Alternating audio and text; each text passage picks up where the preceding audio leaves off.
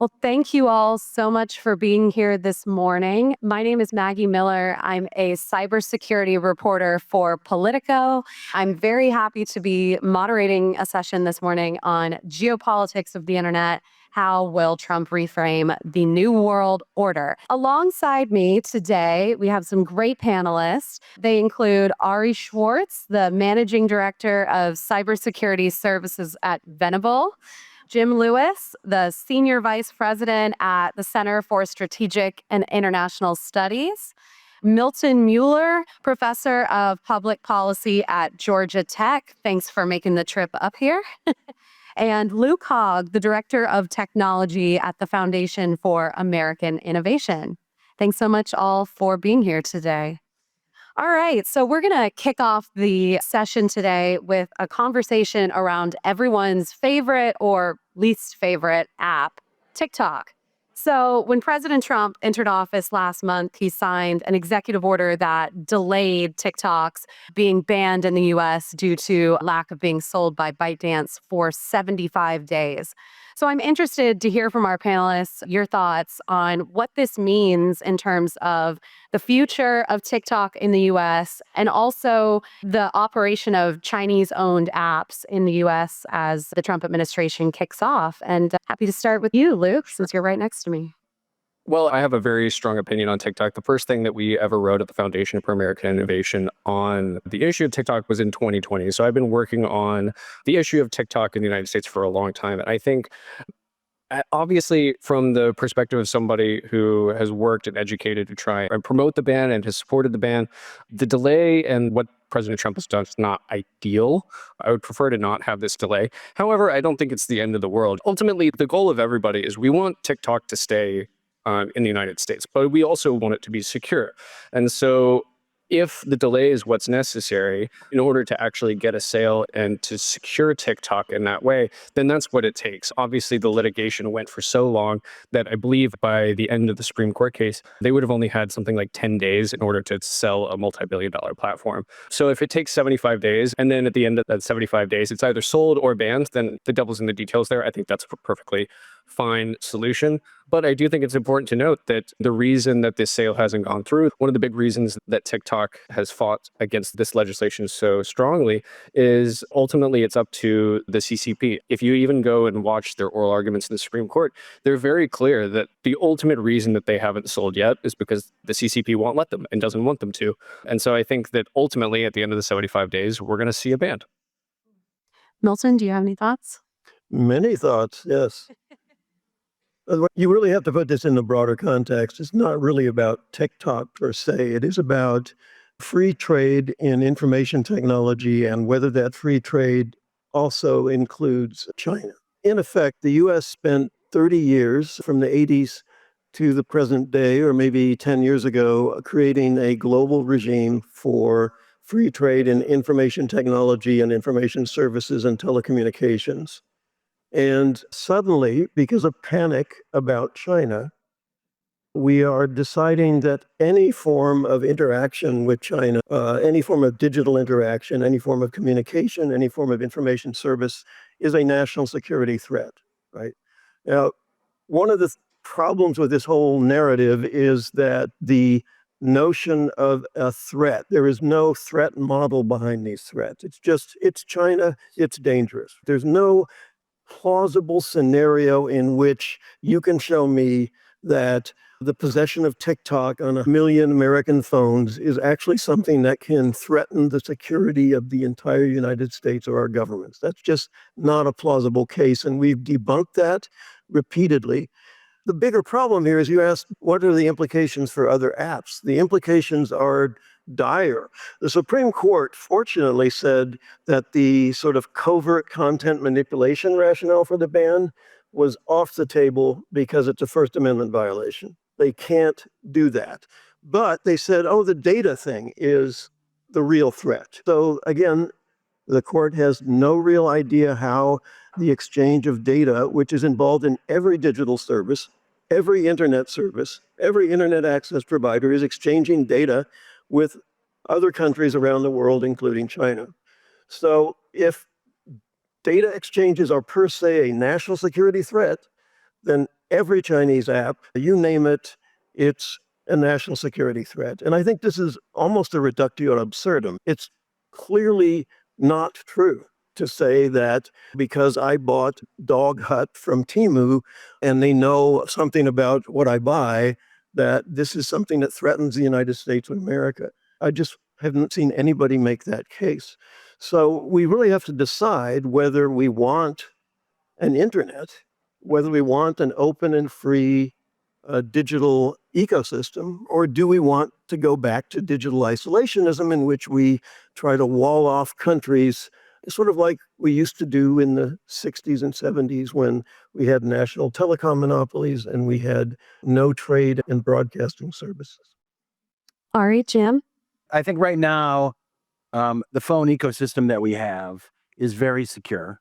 There's lots of reasons for that, but that is not always going to be the case. We've even seen in Europe where there's this big push on opening up the marketplaces, getting competition, that we've seen security issues come with the apps that they're allowing in there, et cetera, in ways that Google and Apple cannot be the gatekeepers to protect for security anymore.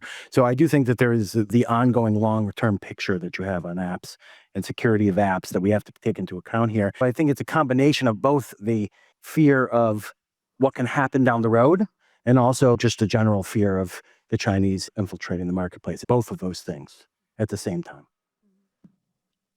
TikTok has been loads of fun. I'll miss it when it's gone. For example, all those people who switched to a red book, which is a reference to Mao's theme, the people didn't even know that is kind of pathetic. You then had the CEO of TikTok, at least the American TikTok, saying that they were defending freedom of speech in America. I thought that was hilarious too. A Chinese company headquartered in Beijing is defending freedom of speech. Run that one by me again.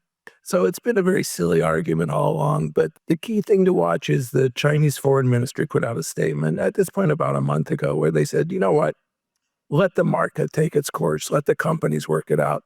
The Chinese Foreign Ministry does not make statements like that without sign off from the highest level. What they're signaling is we're open to a deal, we're open to a sale.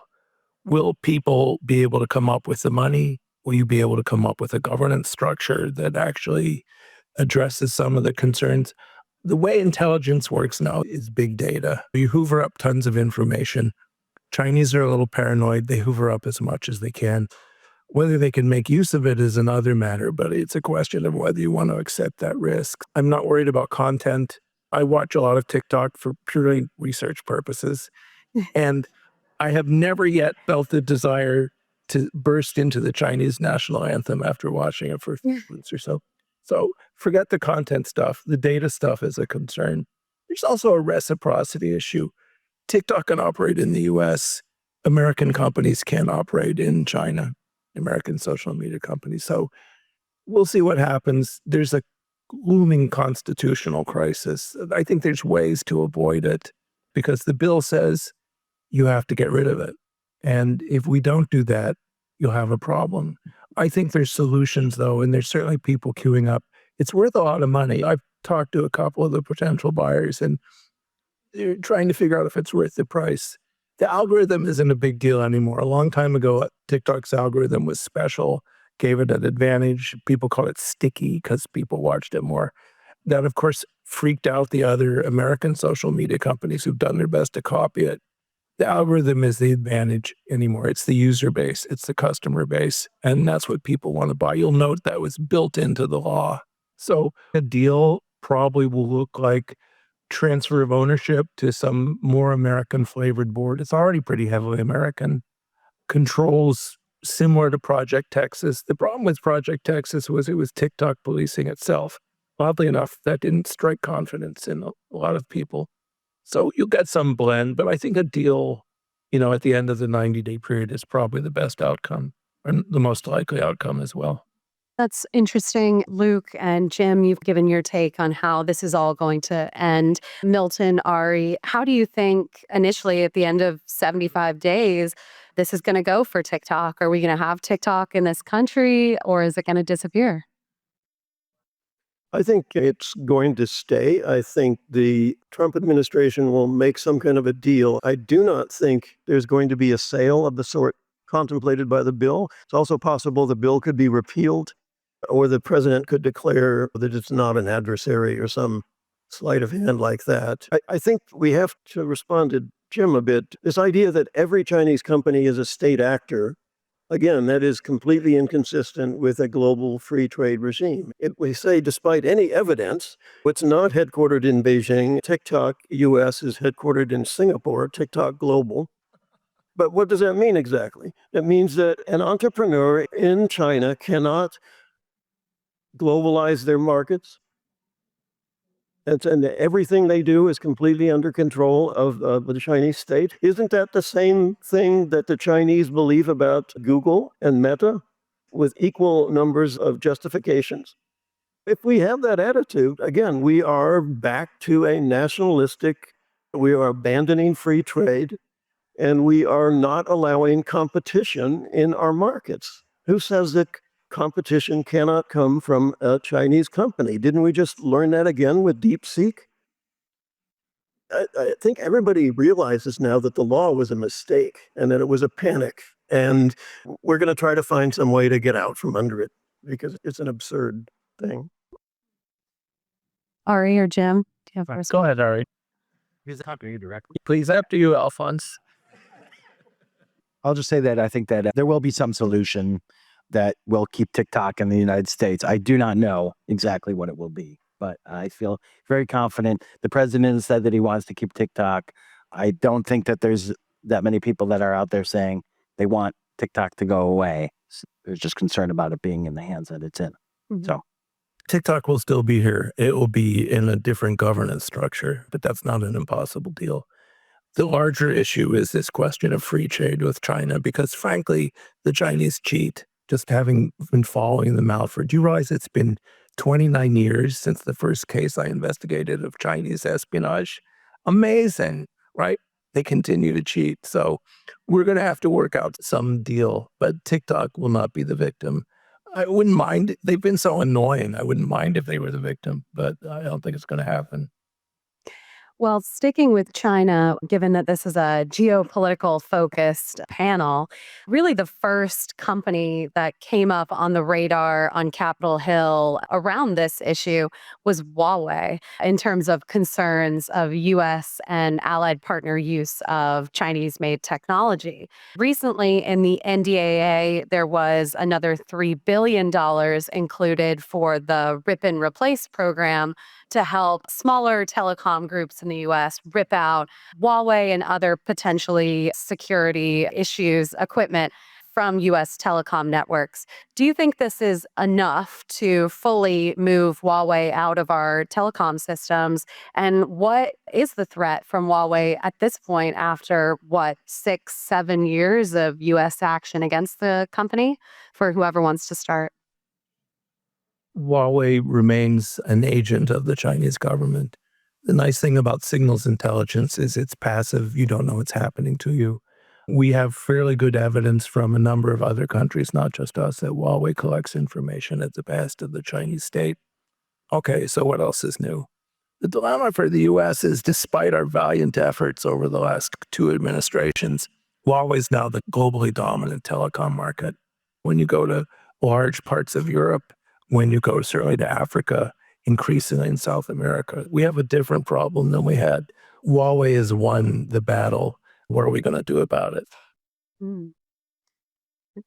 At a high level, I think we need to be clear that these are real threats. I respect Milton's perspective here, but the DoD, Congress, multiple administrations have disagreed with him. I think that's the same on TikTok and the data security issue there. But there's also the issue of Huawei. Multiple administrations have come and said that there are vulnerabilities. We've looked at this. In terms of, is $3 billion enough to get it out of our networks? I don't know. I would hope so, because we've already spent billions of dollars doing this. But I also think that it's easy to focus in on Huawei and CTE. And it's easy to forget that there's a lot of other hardware manufacturers that we should also be looking at. TP-Link is one.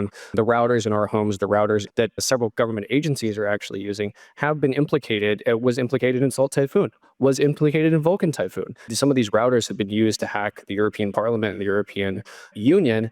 While the Secure Equipment Act was a great starting place and it set up a great mechanism for the FCC, the TIA, and the Executive Office of the President to look at some of these things. I think we need to start looking at the tech stack holistically. We should definitely get rid of Huawei and ZTE equipment in our networks. I think we should be working to get them out of networks internationally in the European Union, in South America, and Africa. We also need to be thinking about the other parts of the tech stack and where some of those vulnerabilities are going to come from. Milton? Let me go, since then Milton can respond to the three of us, because I'm in agreement with these two. So Huawei is an issue. I'd say both what Jim was saying, that Huawei does work for the Chinese government, but also it's in the other direction as well. The Chinese government supports Huawei around the world and makes the cost of giving equipment to other countries at a big discount or free in a lot of cases, and supports that work. We have to be aware of that, and we have to have our allies aware of that as well. In fact, I was feeling pretty good yesterday when I read that Secretary Rubio announced that they are releasing $25 million to Costa Rica, which is meant as a cybersecurity protection that comes out of the ransomware attack. It also is a sign that we're willing to support them to build their networks back up and not have Huawei move in there. That is part of the message from that release. It's a good sign that we're willing to continue this fight, even as there's been this pullback internationally, because it does directly affect U.S. networks to have international networks. So that's where I agree with what Jim was saying, that the international does affect our own networks inside the U.S., and we have to be aware of it. Milton, any response? Yeah, so we're wasting $3 billion for nothing. Nobody has attributed a single hack that has been attributed to the Chinese to the use of Chinese equipment. We actually broke in to Huawei's headquarters and spied on their communications for several years, and we didn't find any evidence of any specific attempt to use Huawei as an intelligence tool. This is not to say that it couldn't be used as such, of course, but that's exactly the point. The assumption here is that it's a risk and it's a danger because it's Chinese and for no other reason. We're pretending like we cannot monitor traffic. We know so little about cybersecurity that we cannot see whether things have been compromised and whether data is being exfiltrated. I teach cybersecurity. I know about malware. I know about plants. And it's not like you can't find that stuff out. And so if these rural telephone companies that we're going to waste $3 billion telling them to get stuff out, and we're going to deny them the benefits of competition and equipment, which is why the UK stuck with Huawei originally, why hasn't there been any major problem with these rural telecom networks? Where was the threat? So again, look at how this is impacting global trade in digital products. He's saying we need to go out and subsidize Costa Rica and God knows how many other countries to buy American equipment because they're subsidizing with loans Huawei equipment in the developing world. Where does this go? Where does this lead us? Jim, you're making a face. Do you have any thoughts? If you talk to the GCHQ, BND, the Japanese NPA, Australia, the ASD, there's a whole range of intelligence agencies that would tell you Huawei poses a threat. Tells us what? Huawei is a threat for signals collection. I had fun with Huawei. Huawei used to talk to me, and I kind of miss them. They were a lot of fun. But at one of the meetings, they said, why do you keep saying we're involved? Why do you keep saying we have connections to the intelligence community in China? And I said, well, look, your vice chair came out of MSS. It's on your website. And they said, oh, really? A week later, it was off their website. I don't know. Leap to your own conclusion. So how many American executives of telecom companies or AI companies have backgrounds in the Air Force or the military? The Chinese do say, what are you complaining about? You do it too. That's a fair point. It's sort of like saying the internet was funded by the Defense Department. What was it Putin said? It's a CIA project? Is that what you're saying about? Why don't we move to the next question? I was going to watch this play out a little longer, but sticking with, thank you, Ari, for bringing up the news about Costa Rica and the funding, which, just a plug for Politico, my colleague got the scoop on yesterday. But I want to ask, after a couple weeks of a lot of debate over the pause in foreign aid by the U.S. that has included cyber tech support by the U.S. to countries like Costa Rica, Albania, others, as well as many different programs through USAID. So, of course, we have the funds restarting to Costa Rica. But for everyone on the panel, what's the impact of this pause in foreign aid in terms of support to our allies and partners on tech, cyber operations, and how does this potentially open the door for China to come back in and offer some of their support, some of their products in these nations with the U.S. at least temporarily stepping back? For whoever wants to start on that question. I'll be the provocative one. So I guess the provocative statement is I truly don't understand some of the pearl clutching about USAID and what's going on. I think it's perfectly reasonable for an administration to come in. And USAID has a long history of graft and waste, fraud, and abuse. This used to be a bipartisan issue. And now because President Trump is doing it, it's become a very political thing. Essentially what they're doing is pausing aid so that they could figure out where this $40 billion is going. We were already seeing a lot of this funding start to restart and go out the door. I'm a very strong proponent of internet freedom programs. We've supported the Open Technology Fund and USAGM. I support a lot of the things that USAID does, but I think we do it a disservice to do the pearl clutching and say, oh, this independent agency that doesn't really have very much oversight, that we don't really know what they're doing with all this funding, that this is such a huge problem. So I think the impact on actual cybersecurity programs and things that we're doing internationally is very minimal because, I mean, it's been 3 weeks. Like, if your program in wherever can't operate for 3 weeks without US money, then I think that's a separate problem that we need to be considering.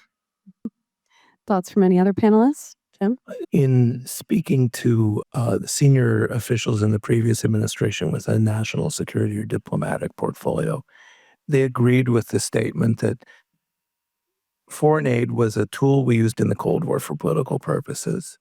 Cold War ended, and so it drifted more towards social objectives, social policy, and that we needed to reorient foreign assistance to be a tool of foreign policy and security policy again. And so that's a process that's underway. I don't think anyone would disagree with that. When you find there were a number of unusual things, I'm not sure I would characterize them as graft, but USAID funding Huawei, for example, probably a mistake, indirectly through the World Bank. But we have to restore the focus on national security. The way it was created as a Cold War tool, sorry, but that's what we're going to need to do. Well, as I said, I'm very glad that they've reopened the funding for cybersecurity purposes, and especially in the case with Costa Rica. I worked with people from state and USAID that did funding, and I found all of them to be very committed to the mission and wanting to do the right thing. I think that we're seeing them kind of tarred as being lazy and looking out for graft. That's the furthest thing from the truth. They could have been doing other things. These are people with high degrees that could have been doing a lot of other things. And they went to the USAID because they wanted to help other people. I think that's important to put in here as well. We probably ought to double down on Ari's point. These people were really concerned about what their mission was. We need to redefine the mission, but Ari's right. I just want to clarify, I wasn't disparaging anybody that works at USAID. I think that they're all good people that are doing good work. But the question needs to be asked, what is the mission now? To Jim's point, this is a Cold War. What is the point of doing DEI programs in Sudan? I don't get it. I agree with that. I don't think you need to fire everybody in the agency to get to that point, though. I think you can have them work with you to figure that out, especially because from what I've seen, they're all committed to the mission. So why not have them, the people that know, help you redefine the mission? Milton, do you have any thoughts? If Trump, and again, I'm not endorsing or criticizing Trump's agenda here, I'm just saying if his agenda is to be America first, pull back from the internationalism of previous Democratic administrations, if that's his agenda, then the attack on AID makes sense in this, but it's just so small a part of that Cold War agenda or that carryover Cold War that you might look at it as them picking on the most vulnerable target and seeing how far they can go. Because I can't think of any other way why Musk would run around saying that it's a criminal organization. This is clearly an exaggeration, and they're picking out a lot of absurd things that are being funded and exaggerating it. So I would look at this as more as a signal of where we might be going rather than as a thing in itself.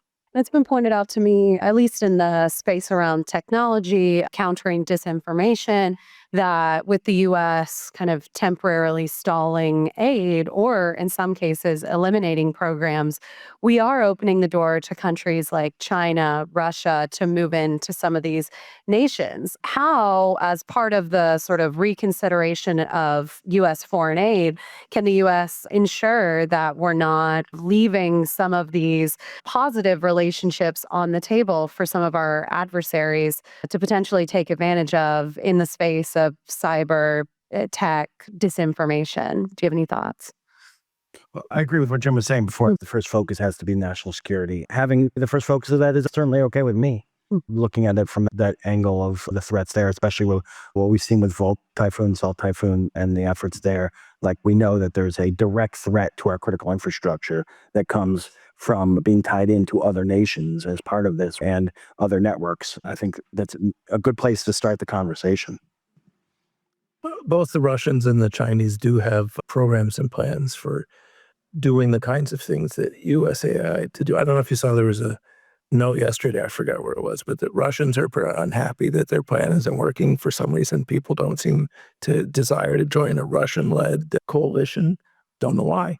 The Chinese are a little more effective. They have problems too. The Chinese government put satellite televisions in about 2,500 African villages, and that was great. They offered educational programs, which is a plus, but they also offered entertainment. And apparently that's where it failed, and nobody wanted to watch Chinese television.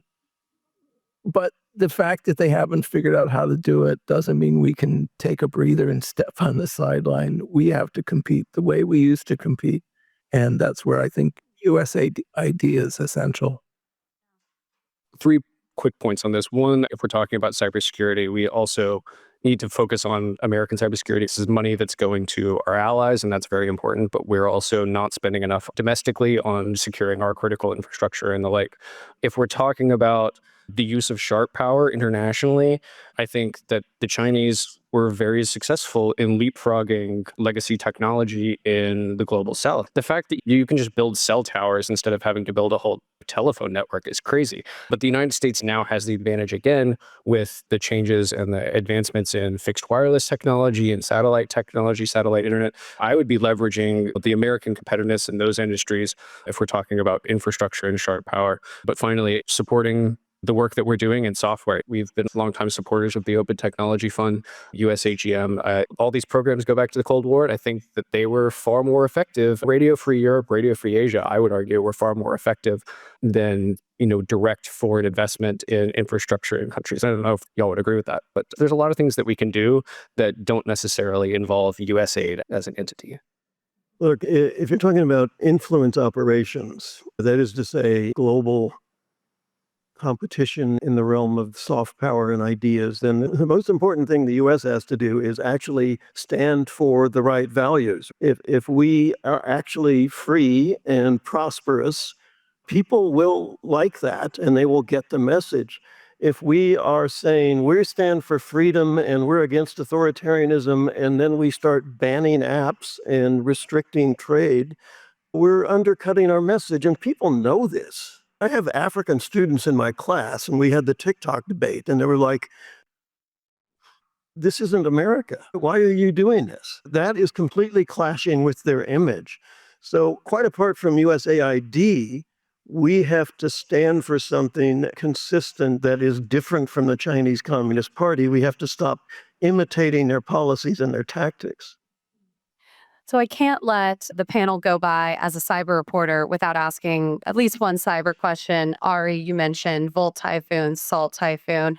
For those who aren't familiar, some major Chinese cyber attacks against U.S. critical infrastructure in the past few years. In the case of Salt Typhoon, the infiltration of wide swaths of U.S. telecommunication networks and targeting government officials, including the compromise of President Trump's phone. This has been happening the last few months. The the Trump administration is in power now. It was a pretty personal attack linked to China against the Trump administration officials in power. How do you think the Trump administration may be looking at responding to this? I know we're still in early days, officials still aren't in place, but it is still potentially a very active hack going on and a pretty brazen one in terms of targeting Trump himself pretty personally. So I don't know, Jim, Ari, as sort of more cyber experts on the panel, if you had thoughts on next steps. Well, at the end of the Biden administration, they put together this executive order, which was probably the most detailed executive order I've ever seen. That went into addressing both sets of attacks as part of what they were doing. The Trump administration so far has kept that. I think they probably will rewrite it a bit, but I think parts of it will stay, and they'll probably add their own pieces to it as well. So I think that it's something that is being reviewed right now. There is a kind of a framework out there.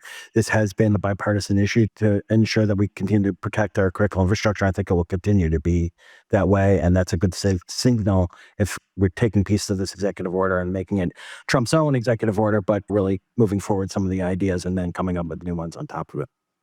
There's a domestic aspect to cybersecurity, and the executive order was detailed because it was a sort of follow-on to the first executive order, and hopefully parts of it will stick. That was the theory. Why are you putting out an executive order so late? Because it's just things that anyone would do, no matter what party they're from. The other side of cybersecurity is the international side. On that one, our last serious talks with the Chinese on cybersecurity were in 2015.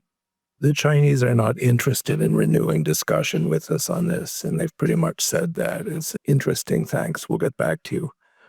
As long as China is unwilling to make concessions on reducing their level of very aggressive espionage, you're going to continue to have cybersecurity problems. You can't have a giant country do that. Now, to be fair, the Chinese say, well, what are you blaming us for? You do that too. To me, as an ex-negotiator, that sounds like a space for a deal. You think we're doing it. We know you're doing it. Is there some middle ground? But right now, they're not willing to talk. And that will be one of the challenges for the Trump administration is getting the Chinese. Behind all this, what are the Chinese actually looking at? They're looking at what they assume is their eventual coronation as the leading nation of the world. They think they're on track to do that. They're also looking near term at the effect on trade. And so there is possibly with TikTok or with cybersecurity, some trade deal that could include aspects of that. But right now, we're not talking things are bad. It's not going to get better. Before I move on, do you have any? Yeah, I think the good thing about the Salt Typhoon incident is that clearly it was a cybersecurity vulnerability that had very little to do with the nationality of the equipment providers. They exploited American providers, they exploited various kinds of equipment, and they exploited our own built-in vulnerability through Kalia, which is something we should be emphasizing here. So cybersecurity is what it's about. It's not as much about geopolitical competition as you might think. States are going to do intelligence. We are doing it to them. They're doing it to us. It's never going to stop. The question is, can we protect our infrastructure by adopting sound cybersecurity practices and implementing them and catching and detecting the intruders? That's what it's going to be all about. And that leads to the dread R word, which is you have to regulate. One of the companies that was a victim in Salt Typhoon used as a default password 1111. Damn, that fooled them, our Chinese. No, of course it didn't. It was a challenge for every administration since the internet has been done. But how do you regulate cybersecurity to require companies to behave? Ari, I don't know if you heard.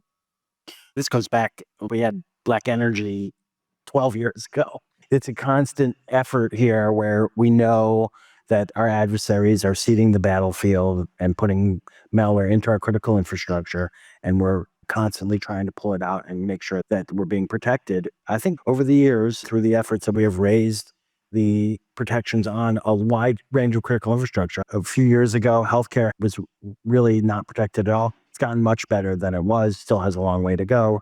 The energy sector, when Black Energy happened, had very few protections, now pretty well protected, has raised its game, still has a ways to go.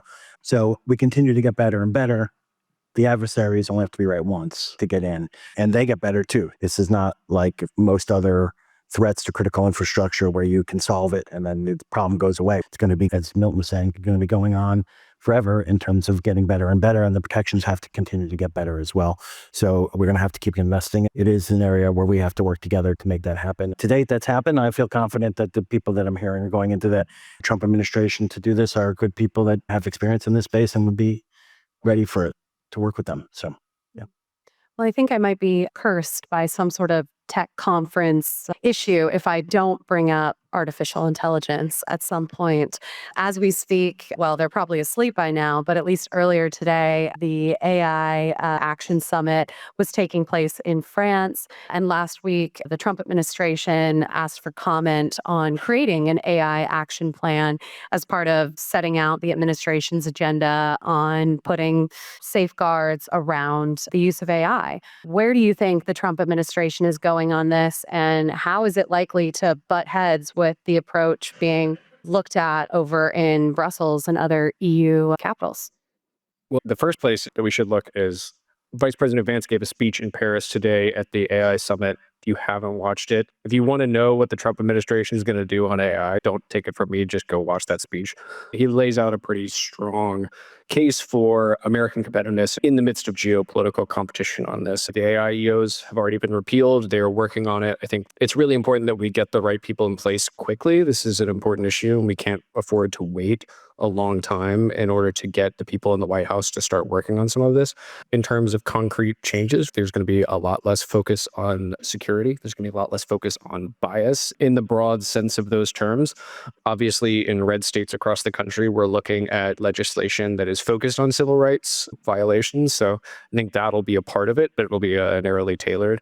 And then finally, I have to give a shameless plug because Arting just put out a paper on the issues of intellectual property and copyright and the importance of maintaining access to data, maintaining access to the open web for people building AI systems in terms of international competitiveness. In terms of what Trump's going to do, just go watch the speech. Don't listen to me.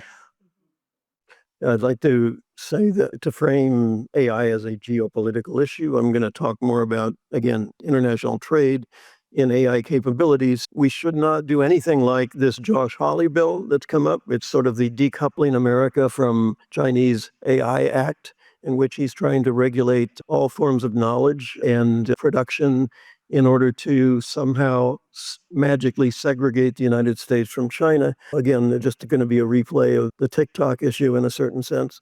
But I think there's something fundamentally misguided about the way we're talking about AI governance. And that is, we're talking about regulating the technology. I heard somebody say, I think it was Marsha Blackburn, is like, oh, I don't want somebody using AI to do cybersecurity problems. I'm sorry, everybody who can sit down at a computer and program it is going to come up with cybersecurity vulnerabilities and exploit them if they can get away with it. So it's nothing to do with, you cannot somehow magically regulate the technology so that no one can ever use it to do something bad. That just isn't how it works. If you're worried about discriminatory applications, then we have laws against discrimination. It doesn't matter if you're discriminating in your hiring, whether it's an AI application or whether it's some racist dude sitting at a table, it's illegal. And the same with the cybersecurity implications of AI. It's like you have to look at what a specific application does and then decide whether it is against the law or there should be a law that makes it illegal. The problem with the European approach, which is going to be very costly to them, is that they are trying to regulate in advance. They're trying to license, in effect, AI according to risk determinations, which are unknown. We do not have actuarial data about the risks. There are thousands of machine learning applications that are out there or are going to be out there. We have no idea how risky they are until they're used. So I think we have to promote American leadership in this by having a kind of very free and open trade in computing, which is what it is. It's not AI, it's computing or distributed computing. And that will be something where competition will benefit everybody. This is a red letter moment because Milton and I actually agree on something. I think that in this kind of security versus AI discussion, sometimes we miss the point that security companies have been using AI forever. Since the beginning of the security companies, they've been using in order to try and figure out the next threats, et cetera. So I think AI getting better is good for security. And I want to state that plainly before I say the other piece of it, which is that we will regret the day where we said security wasn't important for how AI will function going forward very quickly. We have to keep vigilant on the side of looking at security flaws in AI code and in AI products, et cetera. But on the other side, as I was saying, I think we don't want to slow down innovation because it helps us with security as much as it's going to hurt us. This is a geopolitics session, and one way to think about it is there's three power centers. There's the US, there's China, and the European Union. And the actions of these three will shape the internet moving forward. We've sort of touched on some of them, but for the European Union, the thing that concerns me is there's really good data that their regulatory approach has stifled innovation. When I started working with Europeans in the 1990s, they had tech companies that were equivalent to American tech companies, and their regulations killed them. They complain they don't have any tech giants. That's because they killed them. And so for us, the US, a strategic problem is how do we help the Europeans revive their economy that has to be digital? They're starting to get it. I keep referring to the Draghi report, and that's a good test. If you meet a person from Brussels, ask them, have you read the Draghi report? And the answer is too often no.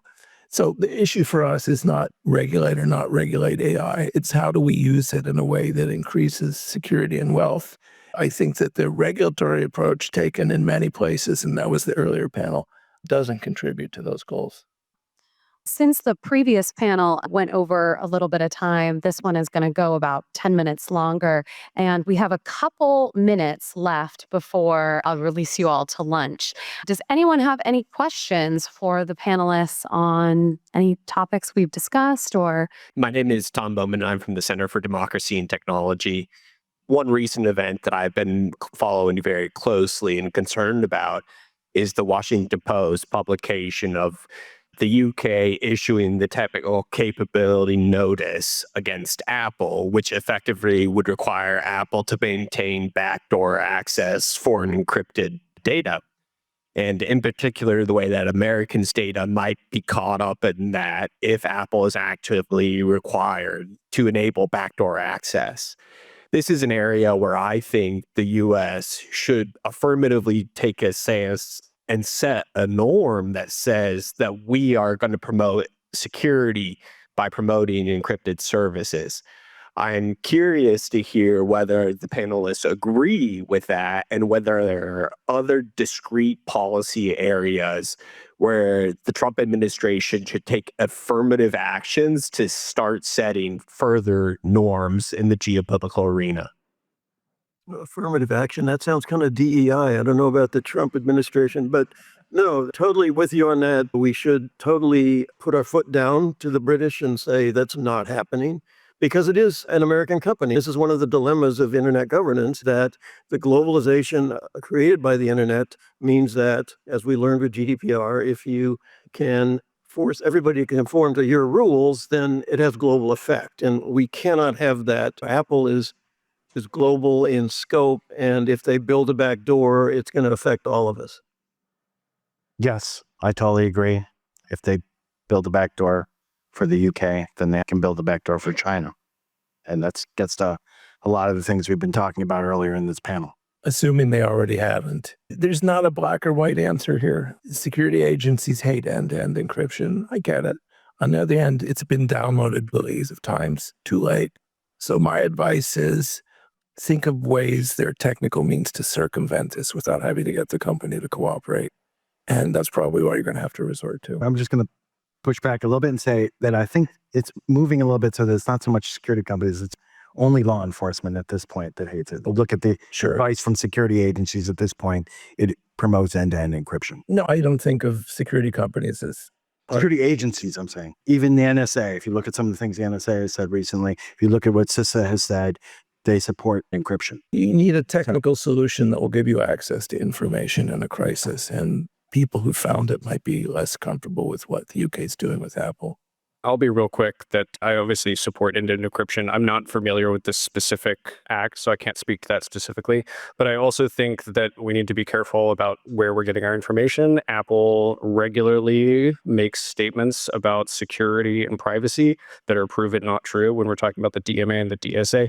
When Apple says that it's impossible to do something or it's going to prove something, just check who's actually saying that. Again, I don't know about the specifics about this particular thing. I totally believe you. But when specific companies are making claims and maliciously complying with regulations in Europe, I don't know. I just call BS sometimes.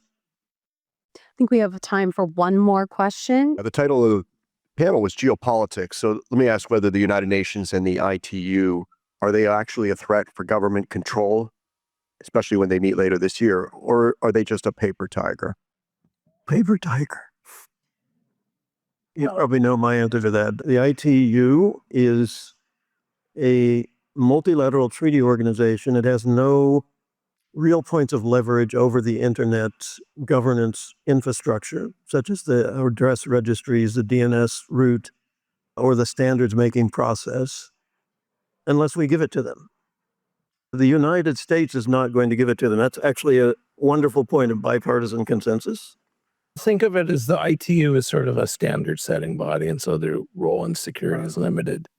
The UN has both a standard setting role or a norm setting role, and also some larger political role. I was surprised that we got through the panel without saying the words cybercrime convention. We don't have to talk about it. I'm sure everyone's divided, but the rest of the world has moved in a certain direction. How useful it is to have the UN. I used to work there. It's got limited utility, but it's a tool that we could use to help move things in our direction. And if we don't, the other guys will. I think we're minimizing the impact of the ITU. Spectrum is a really big issue, and spectrum harmonization is really important if we're talking about geopolitics, whether that's for the DoD or for private use. I think the UN is totally a paper tiger. This is why the UN ambassador is always like a laurel that's given to some big political donor. Like, I just don't care what happens in New York. The problem is that's true in the short term. It's not true in the long term. We've made this mistake before. We're not going to vote for the law of the sea, and there that will teach them. And eventually the rest of the world wires around the United States. But yeah, short-term paper tiger, long-term political effect. I had hoped to ask about the Cybercrime Convention, but we ran out of time. Just a bell. So thank you for that. Well, I think that we're at about time. I want to thank the panelists for being here today and enjoy your lunch. You never know.